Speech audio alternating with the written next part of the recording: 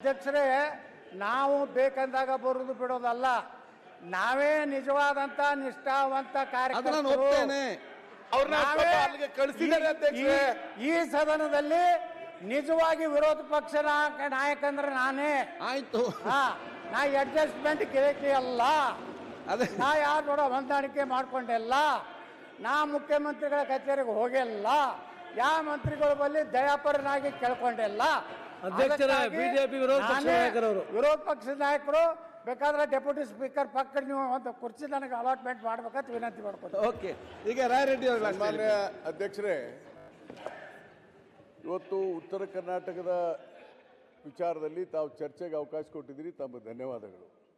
ಆದರೆ question hour ತೆಗೆದು ಕೂಡಲೇ ಉತ್ತರ ಕರ್ನಾಟಕದ ಚರ್ಚೆ ಮಾಡುವಂಥ ಅವಶ್ಯಕತೆ ಇಲ್ಲ. ಮಾನ್ಯ ವಿರೋಧ ಪಕ್ಷದ ಮುಖಂಡರು, ವಿರೋಧ ಪಕ್ಷದ ನಾಯಕರು, ಅವರಿಗೆ ಕೇಳ ಹಕ್ಕಿದೆ, ನಾನು ಅದ್ರ ಬಗ್ಗೆ ನಾನು ಡಿಸ್ಪ್ಯೂಟ್ ಇಲ್ಲ. ಆದರೆ ನೀವು ಈಗಾಗಲೇ ಅಜೆಂಡಾದಲ್ಲಿ ಉತ್ತರ ಕರ್ನಾಟಕ ಚರ್ಚೆ ಹಾಕಿಬಿಟ್ಟಿದ್ದೀರಿ. ಹಾಕಿದ್ರಿಂದ there is no meaning for the adjournment motion at all. You cannot admit. ನೋಡಿ, ಅದರಲ್ಲಿ rules 162 it is categorically said speaker to decide admissibility of the motion, any motion. ಅದಕ್ಕೆ ನೀವು ಡಿಸೈಡ್ ಮಾಡಬೇಕು. ಅದಕ್ಕೆ ಈಗಾಗಲೇ ನೀವು ಅಜೆಂಡಾದಲ್ಲಿ ಫಿಕ್ಸ್ ಮಾಡಿಬಿಟ್ಟಿದ್ದೀರಿ ಉತ್ತರ ಕರ್ನಾಟಕ ಚರ್ಚೆನ.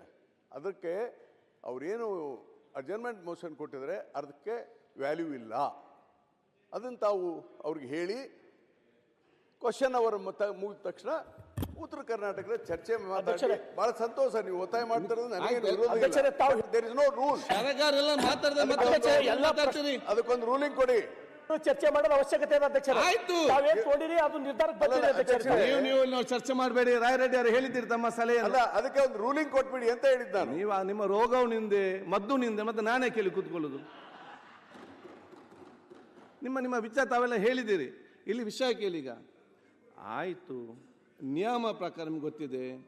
ನಿಯಮ ಪ್ರಕಾರ ನಮಗೆ question hour is very important ಅಂತೇಳಿ ಫಸ್ಟ್ ಕ್ವಶನ್ ಅವರ್ ತೆಗೊಳ್ಳುವಂಥ ನಿಯಮ ಪ್ರಕಾರ. ಅದರ ಅನುಗುಣವಾಗಿ ನಾವು ಕೂಡ ಎಜೆಂಡಾದಲ್ಲಿ ಫಸ್ಟ್ ಕ್ವಶನ್ ಅವರ್ ಆದ ನಂತರ ವರದಿಯನ್ನು ಒಂದು 2 ಮಿನಿಟ್ಸಲ್ಲಿ ಸಲ್ಲಿಸಿ ಮತ್ತೆ ಉತ್ತರ ಕರ್ನಾಟಕ ಚರ್ಚೆ ಅಂತೇಳಿ ನಾವು ಅದನ್ನು ಎಜೆಂಡಾದಲ್ಲಿ ಕೂಡ ಹಾಕಿದ್ದೇವೆ. ಈ ಮಧ್ಯದಲ್ಲಿ ಪ್ರತಿಪಕ್ಷದ ನಾಯಕರು ಕೂಡ ಇವತ್ತು ಒಂದು ಅದರ ಬಗ್ಗೆ ನಿಲುವಳಿ ಸೂಚನೆ ಕೊಟ್ಟಿದ್ದಾರೆ.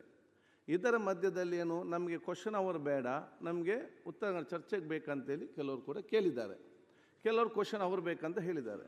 ಈಗ ನೀವು ನನ್ನ ವಿಚಾರ ನಾನು ಈಗ ಹೇಳಿದೆ ಅಂತ ಹೇಳಿದರೆ ನಿಮ್ಮನ್ನು ಒಂದು ಸಮಾಧಾನವಾಗಿ ಕಾಂಪ್ರಮೈಸ್ ಆಗಿ ಹೋಗಲಿಕ್ಕೆ, ನಿಮಗೆ ಉತ್ತರ ಕರ್ನಾಟಕದ ಚರ್ಚೆ ಆದ್ಯತೆ ಬೇಕಾದಲ್ಲಿ ನಿಮ್ಮ ಅರ್ಥ ಮಾಡಿಕೊಂಡು ಸರ್ಕಾರ ಕೂಡ ಅದನ್ನು ಹೇಳಿದ ಮೊದಲು ತಗೊಳ್ಬೋದು ಅಂತ ಹೇಳಿಕೊಂಡು, ನಾನು ಬೇಕಾದರೆ ಉತ್ತರ ಕರ್ನಾಟಕ ಚರ್ಚೆಗೆ ನಾನು ಮೊದಲ ಆದ್ಯತೆ ಎಲ್ಲ ಬದಿಗಿಟ್ಟು ಮೇಲೆ ನಾನು ಕೊಡಲಿಕ್ಕೆ ನಾನು ತಯಾರಿದ್ದೇನೆ.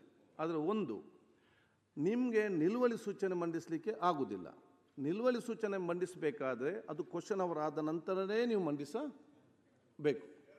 ಆದ ಕಾರಣ ಈ ಎಲ್ಲ ವಿಚಾರ ಬೇಕಾದಲ್ಲಿ ಒಂದು ಸ್ಟೆಪ್ ಮುಂದೆ ಹೋಗಿ ನಾವು ನೇರವಾಗಿ ಉತ್ತರ ಕರ್ನಾಟಕ ಚರ್ಚೆ ಬೇಕಾದ್ರೆ ಹೋಗುವ, ಅಥವಾ ಪ್ರಶ್ನೋತ್ತರ ತೆಕ್ಕೊಂಡು ಇದರ ಮುಂದೆ ಹೋಗುವಂಥ ವಿಚಾರ ಮಾಡುವ.